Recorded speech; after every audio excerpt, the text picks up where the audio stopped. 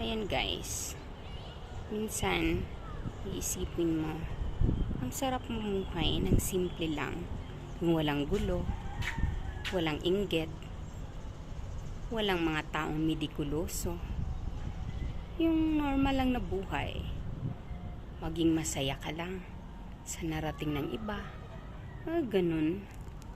Kasi ako ni minsan walang inggit sa katawan. Kasi lahat naman ng mga bagay na ginusto ko, meron namang iba na hindi. Pero meron din naman akong gusto na nakamit ko na. Yan. Parang ganyan lang. Simpleng buhay. Minsan kasi ang nakakasira yung mga taong inggitira. Yun. Yung mga medikuloso na puro lang salita, wala naman sa gawa. Ayun, mahirap. Yan, bye for now.